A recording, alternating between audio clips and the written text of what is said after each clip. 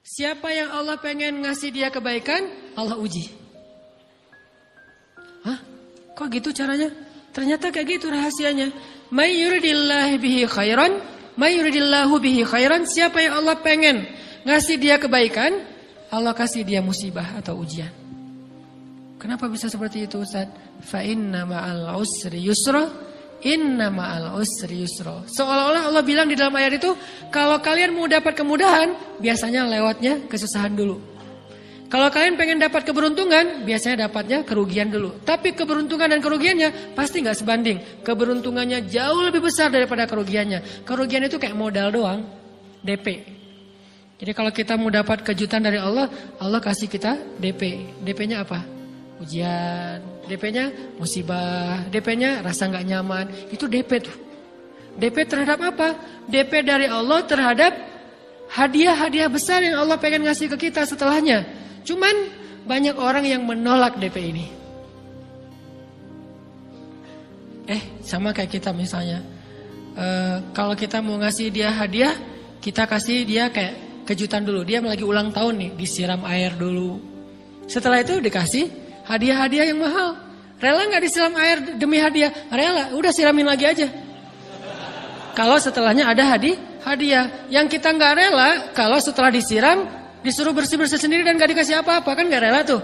Berarti ini bab iman. Yakin gak kalau Allah tetap ngasih hadiah? Kan sabar dan iman itu ternyata tahu aman, kembar. Kalau kita yakin Allah ngasih hadiah setelah ngasih kita DP ujian, ya kita akan sabar.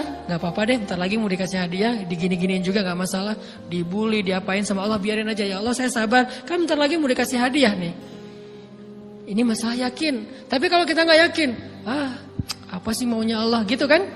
Begitu kalimat ini keluar, maka yang muncul setelahnya adalah mengeluh, berputus asa, dan gak akan sabar menghadapi ujian. Ujian, kata Nabi, may yuridillahu bihi khairan, siapa yang Allah pengen kasih hadiah, siapa yang Allah pengen kasih kejutan, siapa yang Allah pengen kasih pertolongan, siapa yang Allah pengen kasih kebaikan, yusib min, Allah akan uji dia dulu. Ini sunnatullah. Sehingga kalau kita lagi diuji, yang kita lihat jangan ujiannya, apa setelah itu. Gimana ngelihatnya Ustaz gak kelihatan? Dengan mata hati. Istafti qalbak, tanya kepada hatimu, kelihatan gak? Dengan mata hati. Gimana ngelihat dengan mata hati? Dengan iman, saya percaya Allah pasti ngasih kebaikan setelah ini. Orang Allah sendiri yang ngomong, gak ada satu huruf pun di Al-Quran yang salah. Apalagi satu ayat, apalagi dua ayat. Fa inna ma'al usri yusra, ditegesin lagi. Inna ma'al usri yusra. Tapi usr dulu, baru yusr. Dikasih kesusahan sedikit, dikasih kemudahan yang banyak. Dikasih kesusahan sedikit, dikasih kemudahan yang banyak. Ini yang kita coba bangun tajdidul iman, bangun memperbaharui yakin. Sehingga ketika kita diuji, sedih, wajar. Mengaduh sedikit bukan mengeluh ya. Kalau mengeluh kan nyalahin Allah. Kalau ngaduh, yang namanya orang dicubit kan, itu ngaduh. Tapi kalau apa sih maunya Allah? Nah itu ngeluh. Antara mengadu dengan mengeluh berbeda. Mengadu itu manusiawi. Sedih itu manusiawi. Air mata bahkan bukan hanya manusiawi, itu rahmat dari Allah. Orang yang gak bisa menangis itu yang bahaya. Kalau kita masih bisa menangis, berarti kita masih peka hatinya. Bukankah anak kecil paling sering menangis? Berarti hatinya peka. Siapa lagi selain anak kecil yang paling sering menangis? Cewek. Cowok itu emang gak punya perasaan, makanya jarang nangis. Cewek dikit-dikit nangis. Jangan bilang, cemen banget sih nangis, cengeng apa. Enggak, karena dia perasaannya lebih peka dari kita. Itulah kenapa Allah menitipkan bayi kepada perempuan. Kalau dititipin ke laki-laki, hancur.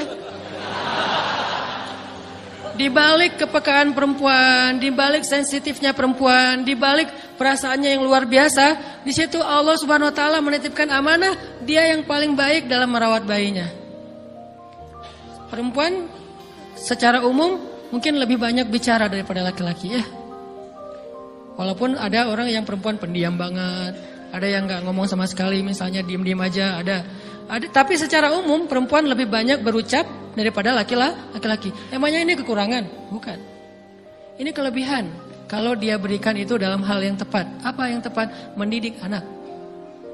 Justru karena perempuan banyak ngomong, lebih baik dalam mendidik anak daripada laki-laki. Laki-laki itu kurang mendidik, kurang mengedukasi. kepada anak dengan usia tertentu karena dia jarang memahamkan. Salah hanya marah, salah hanya ditegur. Kalau ibunya jelasin, nah gini sebelum tidur ibunya yang ceritain banyak cerita. Saya sendiri ngalamin. Sering mana seorang ayah sama ibu interaksi sama anak dalam bentuk verbal. Sering ibu. Jadi menangis itu rahmat dari Allah. Gak apa-apa, nangis saja. Dan itu tidak disebut mengeluh. Kamu kok nangis? Kan orang Islam harus sabar. Emangnya nangis dengan sabar itu bertolak belakang? Sabar tetap sabar. Ya nangis jalan aja terus nangis. Nangis apa pakai nangisnya nggak cuma nangis doang, emotikonnya juga nangis, berderai-derai gitu. Sampai air matanya menggenang gitu kan ya. Bolehlah. Ditambah lagi dengan visual menangisnya posting bahwa dia lagi tertusuk duri dengan postingan kaktus atau apalah. Dia pengen share ke semua orang bahwa saya sedang sedih. Sehingga nanti ketika ada orang yang menghibur dia dengan sedikit kata-kata yang sabar ya segala macam, wah makin berderai-derai. Itu belum jadi. Kecuali dia keluarkan kata-kata mengeluh, baru dia disebut orang yang banyak mengeluh, berputus asa. Kalau mengadu wajar. Walaupun ada nabi udah diuji berat gak mau mengadu, apalagi ngeluh. Zakaria digergaji mengadu aja enggak. Kenapa? Karena kata malaikat kalau kamu mengadu sedikit aja, maka Allah Subhanahu wa taala akan menghancurkan kaum ini. Dia kasihan kepada kaumnya, enggak mau mengadu. Satu-satunya orang yang kita tidak boleh mengadu hanya orang tua. Atau itu mengeluh kalau untuk orang tua. Kalau yang lain enggak disebut mengeluh. Kalau ke teman, malas enggak apa-apa. Jangan sering-sering tapi. Apaan sih? Ke teman boleh. Tapi ke orang tua, saja itu bukan lagi mengadu, itu sudah mengeluh. Khusus untuk orang tua. Kalau di antara manusia. Kalau kepada Allah dan Rasul, pastinya lebih dari itu. Ketika kita diam saja, tidak langsung beranjak sami'na wa ata'na labbaik ya rabbi wa sa'daik, enggak memenuhi panggilan Allah, itu sudah disebut bagian dari kufur ingkar. Tapi minimal kita mungkin masih mengaduh, kita masih menangis, kita masih lelah, kita masih merasa lemah. Setidaknya kita tidak mengeluh. Kenapa? Kita percaya Allah kalau mau ngasih hadiah kepada hambanya, DP-nya itu ujian. Dan yakinlah hadiahnya minimal 10 kali lipat lebih baik daripada ujian itu. Minimal, karena gak ada amal soleh yang dibalas di bawah 10 kali lipat tuh gak ada. Amal soleh, amal ya bukan niat. Amal yang udah kita kerjakan minimal dibalas 10 kali lipat. Minimal, maksimalnya bighairi hisab, tanpa batas. Bighairi hisab, tanpa batas. Ada yang 700 kali lipat kayak sedekah. Tapi tetap aja ayat sedekah di akhirnya ujung-ujungnya apa? Bighairi hisab juga kan? Berarti sedekah itu minimal dibalas 700 kali lipat. Minimal. Kalau kita yakin. Selalu syaratnya kalau kita yakin. Dan saya ngebuktiin itu banget. Saya pernah ngalamin lagi jalan-jalan di sebuah kota yang ada becak kayuhnya, becak sepeda gitu ya. Jalan terus saya bilang, Pak berapa ongkosnya? 20.000. Udah naik aja 20.000. Karena kita keliling-keliling kota, ternyata saya jadi kasihan sama dia 20.000. Kasihan kan 20.000 dibayar keliling kota, walaupun pas mampir beberapa tempat mungkin dia dapat tips ya. Tapi saya nggak tega gitu, dia cerita tentang anaknya lagi sekolah, apa segala macam, makin bikin baper kan. Pas selesai, saya kasih dia 100.000. Dari 20.000 dikasih 100.000 karena kasihan. Dan saya yakin nggak mungkin sedekah itu sia-sia. Kan Nabi bersumpah kan, demi zat yang jiwaku di dalam genggamannya, tidak berkurang harta karena sedekah. Demi Allah kata Nabi, nggak berkurang harta karena sedekah. Berkurang harta karena belanja? Ya. Berkurang harta karena pacaran? Banget. Modal banget kan? Apalagi buat cowok. Tapi berkurang harta karena sedekah? Nggak mungkin kata Nabi. Demi Allah nggak berkurang harta karena sedekah. Berkurang harta karena istri? Nggak. Karena memberi kepada istri itu pahalanya lebih gede daripada sedekah. Makanya ngemodalin pacaran setelah nikah itu tumbuh berkah. Modal pacaran sebelum nikah itu apes. Jadi kalau pengen modal nih, ngemodalin cewek, traktir, ngapa-ngapain, bayarin, jangan sebelum nikah. Sebelum nikah jadi orang pelit aja, nggak apa-apa. Tapi setelah nikah, jor-joran ngasih, apalagi yang, bayarin semuanya. Kenapa? Pahalanya lebih gede daripada sedekah. bahkan lebih gede daripada infak fi sabilillah. Seorang suami memberi nafkah istri, itu pahalanya terkadang lebih besar daripada kita berinfak untuk fi sabilillah, untuk korban perang. Saya heran kalau ada orang sedekahnya rajin tapi ke istrinya kikir, aneh, berarti dia nggak ngerti konsep. Padahal memberi kepada istri itu selama itu kebutuhan pokok ya, dan sedikit entertain, nggak apa-apa asal nggak berlebihan, itu luar biasa. Makanya saya kalau jalan sama istri yang yang mana? Itu yang Onit suka. Oh ya, Onit suka. Kasih aja. Kenapa? Minta ini. Kasih. Selama ada kan kenapa nggak dikasih kan ya? Nanti Allah ganti. Makin rajin kita ngebayarin istri kita, ngebelanjain istri kita, makin Allah ngasih yang kita nggak pernah duga-duga. Sampai istri kita cemburu sama kita. Kok kamu duitnya banyak banget sih? Kan gara-gara aku sering ngasih ke kamu. Ya udah sini lain lagi. Mau ditransfer berapa gitu kan ya? Saya ngasih 100.000 ke si bapak. Dan saya yakin teman-teman sedekahnya pasti lebih dari itu karena 100.000 saya sebut. Kalau 1 juta ke atas saya nggak mau nyebut, malu dong, ria ya.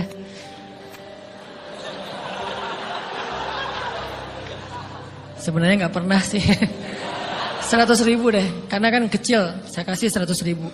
Ternyata begitu saya kasih 100.000 dia doa. Nah ini nih pentingnya sedekah ke orang yang membutuhkan tapi nggak minta-minta, dia tulus. Dia langsung doa, ya Allah Pak, mudah-mudahan rezekinya lancar, berkah, bertambah dan segala macam, bahagia keluarganya. Doa-doa ini semuanya dikabulkan dalam hitungan hari. Pertama, bertambah bahagia rumah tangganya, dapat kecupan dari istri. Dia nganggap suami saya cowok banget sih. Mulai 1 nih. 2, demi Allah, selang 15 jam kalau nggak salah, karena waktu itu malam, besok paginya ada orang yang ngejar-ngejar saya pengen ngasih hadiah. Ustadz, saya pengen ketemu Ustadz. Maaf saya nggak bisa ketemu sekarang, lagi rush, lagi tight schedule gitu-gitulah, sok-sok gaya nggak jelas gitu ya. Terus Ustadz saya pengen banget ketemu, dia nggak ngomong pengen ketemu apa. Kalau dia bilang mau ngasih duit kan langsung saya prioritaskan kan ya. Berhubung dia nggak ngomong, ya udahlah. Saya sosok jual mahal gitu, tapi yang namanya rezeki kan gimana kita tolak dia datang kan. Saya nolak. Pokoknya sebentar aja 5 menit nggak akan ganggu waktu Ustaz. Ya udah besok pagi ya pas breakfast gitu. Pakai gaya-gaya dikit breakfast. Pas breakfast, oh ya siap Ustaz. Jam berapa? Jam 8. Udah janjian jam 8. Mungkin orangnya nih dengar live streaming, Pak jazakumullah khair jaza. Makasih banyak, mudah-mudahan Allah tambahkan rezekinya. Terus beliau besok mau flight ke luar kota jam 8. Akhirnya ngubungin lagi malamnya, Pak Ustaz maaf gak bisa ketemu besok karena saya jam 8 itu jadwal terbang. Oh ya udah gak apa-apa, seneng dong saya gak jadi ketemu kan. Tahu gitu kan nyesel saya tuh, seneng. Besok pagi jam 6, Pak Ustaz alhamdulillah ternyata penerbangan saya di delay ke jam 11. Allah delay penerbangannya demi ngasih rezeki buat saya. Kan luar biasa kan. Ini hikmah kepedean saya, kegeeran kepada Allah gitu. Di delay demi saya. Kan kadang-kadang GR ya di depan Allah ya. Robbi akraman kan gitu ayatnya. Allah memuliakan saya dengan istighfar tetap. Akhirnya saya bisa ketemu Ustaz. Saya nggak baca WA-nya, terlambat baca, baru baca jam 8. Dia udah mulai agak putus asa, kayaknya udah gak mungkin ketemu nih. Jam 8 pas saya baca, ternyata orangnya nggak di delay. Ya udah saya balas, ya udah sekarang saya tunggu ya jam 9, maaf cuma sebentar. Nggak apa-apa Ustaz 5 menit. Datang dia, datang ngasih apa coba? Ngasih duit 200 juta. Demi Allah. Cuman berselang beberapa jam, saya tolak-tolak. Tahu gitu Pak, datang malam ini aja.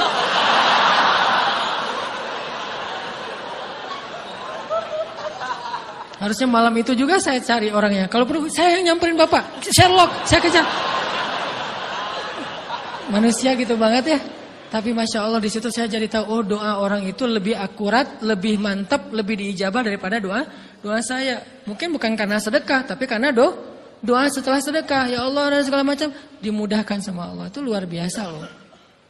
Saya nggak percaya. Saya pikir main-main. Orang ini iseng kayaknya pengen ketemu doang, pengen selfie. Ternyata pas saya cek, ditransfer, di capture, Ustaz udah ditransfer. Saya, jangan-jangan ini jebakan Batman gitu ya. Nyari-nyari sana segala macam. Alhamdulillah ternyata emang niat baiknya pengen, alhamdulillah saya terkesan, saya dapat hidayah oleh Ustaz segala macam. Sekarang saya pengen membalas jasa Ustaz walaupun kecil 200 juta. Untung saya nggak kaget dan kemudian pingsan. Pak 200 juta, stroke kan ya bahaya. Lebih mahal dari 200 juta. Ini keajaiban ya teman-teman. Jadi kita tuh, saya kan sering bilang keajaiban itu terjadi tergantung tingkat iman. Bukan saya udah soleh banget, enggak. Saya belajar terus untuk yakin deh sama Allah. Modal kita tuh kan gini sebetulnya kan. Duit kita tuh banyak loh teman-teman. Cuman gak disimpan di bank, gak disimpan di saku. Disimpannya di sisi Allah. Bedanya apa sih? Kenapa kita kalau disimpan di bank tenang? Saya lagi punya duit banyak dari 100 juta. Di mana? Di bank. Aman. Kenapa kalau disimpan di saku? Aman. Tenang. Kenapa kalau disimpan Allah gak tenang? Kenapa kalau disimpan di Allah kita bilang gak punya duit? Ini kan gak fair sama Allah. Gak punya duit nih. Siapa bilang gak punya duit? Kan ada Allah. Tinggal minta sama Allah.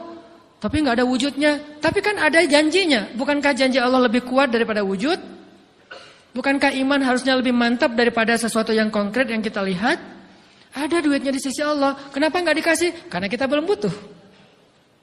Kalau kita yakin duit kita itu ada di Allah. Tapi dikasihnya pas kita butuh. Begitu butuh ya Allah langsung dikasih sama Allah. Itu banget benar-benar terjadi dalam kehidupan kita. Pasti kayak gitu. Tingkat tergantung kita yakin apa enggak. Nih, kalau Allah bilang may yuridillahu bihi khairan, Allah kalau pengen ngasih hadiah kepada seorang hamba, Allah kalau pengen ngasih kejutan kepada seorang hamba, yusib. Allah kasih dia ujian sedikit aja. Wala nabluwannakum bisyai' sedikit bisyai'im minal khawf wal ju' wa naqsim minal amwal wal anfus wath thamarat wa basyiris sabirin. Kami uji sedikit aja dengan rasa lapar, dengan rasa takut, dengan sedikit kekurangan ini dan itu, sedikit. Tapi wa basyiris sabirin, sampaikan kejutan kepada orang yang bersabar. Sampaikan kejutan kepada orang bersabar. Jadi bisa dibilang kejutan-kejutan hidup kita itu munculnya dengan iman dan sabar. Dengan iman dan sabar. Iman artinya yakin, husnuzon sama Allah. Ana inda dhanni abdi bi. Aku tergantung prasangka hambaku kepadaku. Sabar. Wasta'inu bis sabri wassalah. Minta pertolongan Allah caranya dengan sabar. Kemudian dengan sholat. Pasti Allah tolong. Ustaz, saya udah sabar. Sabar lagi. Isbiru wasabiru. Kalau udah sabar, bersabar lagi. Sampai kapan Ustaz?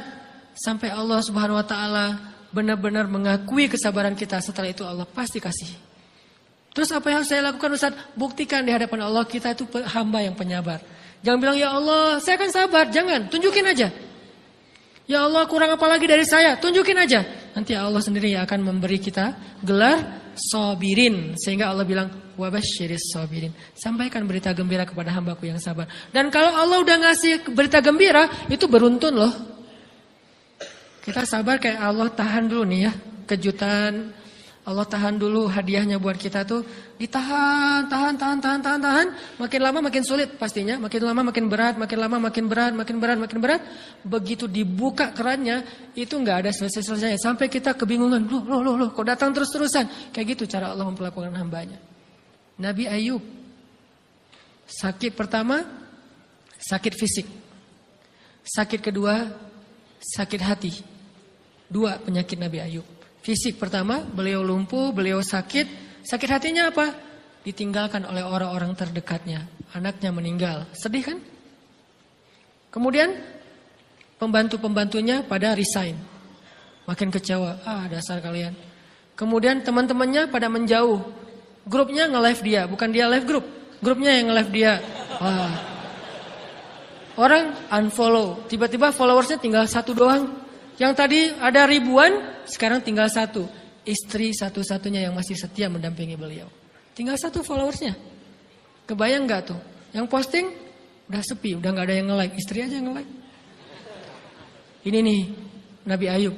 Ditambah lagi datang keluarganya ke rumah Nabi Ayub, gak mau ketemu dalam jarak dekat. Dari luar ngomongnya, Ayub, kami gini. Kemarin harta kamu tuh kan kamu ada masalah minjam duit karena istri kamu ini gimana nih bayarnya?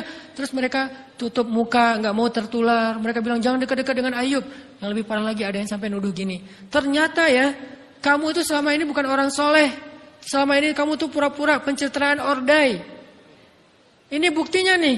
ternyata akhirnya Allah tunjukin juga borok kamu, aib-aib kamu, ternyata kamu itu selama ini orang munafik. Jadi Nabi Ayub malah dituduh orang jahat, orang yang terkutuk, yang selama ini mencitrakan diri sebagai orang baik, gara-gara sakit itu dituduh demikian. Sedih luar biasa. Bertahun-tahun, ada riwayat mengatakan 17 tahun, ada yang mengatakan lebih atau kurang. 17 tahun ditahan semua kebaikan oleh Allah, kecuali satu, iman. Sehingga Nabi Ayub tetap yakin Allah Maha Baik. Pokoknya yakin Allah Maha Baik. Allah gimana pun diuji, Allah Maha Baik. Diambil anaknya, Allah Maha Baik. Diambil kesehatannya, Allah Maha Baik. Diambil hartanya, Allah Maha Baik. Jadi orang yang tadinya paling kaya di negerinya, sekarang paling miskin di negerinya. Kebayang gak tuh dibalik 180 derajat. Yang tadinya paling kaya, gak ada yang lebih kaya daripada Ayub, sekarang yang paling miskin. Gak ada yang lebih miskin daripada Ayub. Allah Maha Baik, Allah Maha Baik, Allah Maha Baik. Husnuzan kepada Allah. Dan itu gak sehari 2 hari. 17 tahun husnuzan kepada Allah. Pada puncaknya, ketika istri beliau harus menjual rambut, gundul, potong rambut, dijual demi apa? Udah gak tahu lagi ngemodalin apa untuk ngasih makan Nabi Ayub. Akhirnya nyari-nyari kerja gak ada yang nerima, jual rambut, pakai jilbab, di rumah gak buka-buka jilbab. Ayub curiga. Yang kenapa kamu gak buka jilbab di hadapanku? Enggak apa-apa, kan lagi musim panas, gak apa-apa. Akhirnya Nabi Ayub minta, tolong dibukain ada apa, curiga kan. Pas dibuka udah botak rambut istrinya. Nabi Ayub menangis. Kenapa, apa yang terjadi? Istrinya bilang, suamiku gak ada lagi modal buat kita makan. Saya cari-cari kerja sana sini, gak ada yang nerima. Bahkan untuk mandiin hewan aja gak diterima. Akhirnya saya jual rambut saya, mudah-mudahan bisa untuk kita makan beberapa hari. Istrinya keluar, Nabi Ayub menangis, baru Nabi Ayub berdoa. Itu juga doanya malu-malu dan husnuzon. Malu-malu, husnuzon. Gimana kalimatnya? Rabbi, massaniyaddur. Ya Allah, saya sakit. Gitu doang ngomongnya. Bukan, ya Allah udah sekian tahun saya sakit, saya gini, saya gitu. Enggak. Ya Allah, saya sakit. Wa anta arhamur rahimin. Tapi tetap ya Allah buat saya engkau yang paling baik. Coba, masih ngomong gitu? Arhamur rahimin, nggak apa-apa. Jadi seolah-olah mau ngomong, ya Allah saya sakit, tenang, saya nggak ngeluh ya Allah, engkau tetap yang paling baik. Gitu coba Nabi Ayub ke Allahnya tuh. Langsung Allah munculkan mata air di bawah kaki Nabi Ayub. Tiba-tiba beliau jadi basah, mandi, sembuh semua penyakit, rontok dengan semua luka-lukanya. Dan wajah Nabi Ayub semua tubuhnya menjadi muda. Yang usianya tadi udah 80-an tahun, tiba-tiba menjadi di antara 35 tahun. Itu usia ideal. Maaf ya, saya usianya kurang lebih segitulah. Usia penduduk surga antara 30 sampai 40 tahun. Itu usia penduduk surga. Dan usia itu mempertemukan 2 kebaikan. Fisiknya sudah sempurna dan akalnya juga, kebijaksanaannya sudah sempurna. Kalau di bawah 30 tahun, fisiknya sempurna, akalnya belum sempurna. Kalau di atas 40 tahun, akalnya sempurna, fisiknya sudah berkurang. Antara 30, 40, 45 ya kurang lebih segitulah. Nabi Ayub menjadi muda lagi. Jadi keren. Persis kayak masa mudanya. Jadi kalau ngelihat foto yang postingan pertama di Instagramnya tuh mirip nih. Kan udah postingan yang ke 1000 ya. Udah berapa tahun dia pakai akun yang sama. Wah, mirip dengan yang dulu. Istrinya datang. Begitu datang, astagfirullahaladzim, ada cowok keren di rumahnya. Tapi mirip Ayub. Cuman gak mungkin ini Ayub. Langsung nyari Ayub, di mana Ayub? Kata Ayub, saya Ayub, saudara suami kamu. Enggak, kamu bukan Ayub. Suami saya itu udah tua, suami saya sakit-sakitan, kamu bukan Ayub. Mirip sih. Akhirnya, saya Ayub, apa buktinya kamu Ayub? Ditunjukkan buktinya oleh Nabi Ayub. Apa buktinya? Nabi Ayub menyampaikan beberapa kenangan mereka berdua di masa lalu yang gak ada yang tahu kecuali mereka berdua. Itulah pentingnya kita menyimpan kenangan.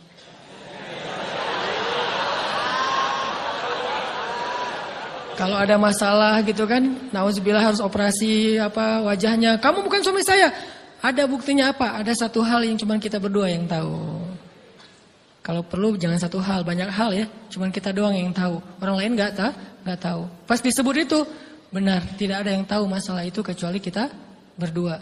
Akhirnya dipeluk Nabi Ayub ngajak istrinya untuk mandi di mata air yang sama. Istrinya mandi langsung muda lagi. Setelah itu Allah SWT beri mereka harta yang sangat banyak. Lihat kalau Allah udah buka, pertama fisiknya disempurnakan lagi, kemudian Allah turunkan air hujan, diturunkan hujan bukan air, hujannya dinar dan dirham. Di belakang rumah Nabi Ayub itu ada tempat penampungan gandum gitu kan. Ada 2 tempat penampungan. Turun hujan pertama, dinar. Sampai penuh penampungan gandum dengan dinar, koin-koin dinar yang 1 dinar mungkin harganya sampai 3 juta. Turun banyak, kemudian turun lagi dirham, penuh. Turun lagi di atas atap-atap beliau sampai rumah Nabi Ayub dipenuhi dengan dinar dan dirham. Ini apa, ini apa? Nabi Ayub kaget. Setelah itu istrinya hamil. Setiap tahun ngelahirin 13 anak Nabi Ayub yang sudah Allah wafatkan. Lahir setahun satu. Wajahnya, karakternya, namanya semua persis seperti yang sudah Allah ambil. Seolah-olah mereka belum meninggal tapi mereka hanya pergi dan kembali lagi. Dibalikin semuanya. Dan Nabi Ayub lebih kaya berpuluh-puluh kali lipat daripada sebelum beliau sakit. Buah dari kesabaran. Artinya Allah kalau mau ngasih kebaikan yang berlipat ganda, yang luar biasa, yusib, Allah kasih dia ujian sedikit. Itu hadis Bukhari. May yuridillahu bihi khairan yusib min. Allah akan menguji dia. Dan yang terakhir yang kita coba bangun juga, ini saya yang lebih ke perasaan ya. Kalau amaliyahnya mungkin ustaz-ustaz lain mengajarkan amal riyadhah buat sabar segala macam. Ini lebih ke perasaan. Satu, kita yakin emang kita layak dikasih hukuman kayak gini, emang kita banyak dosa. Jangan terlalu besar kepala, saya nggak layak dihukum, saya nggak layak diperlakukan kayak gini. Kalau manusia ke kita wajar kita ngomong kayak gitu. Saya nggak layak diperlakukan kayak gini sama dia, oke. Tapi oleh Allah layak banget karena emang kita banyak dosa. Makanya kalau kita nggak kuat lama-lama digituin, banyak istighfar. Yang kedua, husnuzon, lebih keperasaan nih. Oh, Allah pengen ngasih saya kejutan. Sabar. Sampai kapan? Sampai Allah benar-benar melihat kesabaran kita. Yang ketiga, nah ini juga lebih keperasaan. Allah itu kalau kangen kepada kita, ngasih kita ujian. Terutama kita yang kalau nggak dikasih ujian, jarang romantis sama Allah. Kalau udah dikasih ujian, Allah Akbarnya tuh bergetar gitu. Allahu Akbar. Kenapa banyak ujian? Tapi kalau lagi normal, sholat mah sebelah kaki, santai aja. Kalau perlu bersandar gitu ya. Sholatnya nggak wudhu, tayamum cepet-cepetan, biar gampang gitu. Kan tayamum juga boleh Ustaz, kayak gitu-gitu. Kenapa? Kalau lagi normal, doa, Rabbana atina fid dunya hasanah. Kalau misalnya baca dalam sholat, qul huwallahu ahad, itu juga dibagi 3 rakaat. Tapi kalau lagi diuji, Alif Lam Mim, Toha, Yasin, semua dibaca pembukaan surat. Khatam 30 juz teh.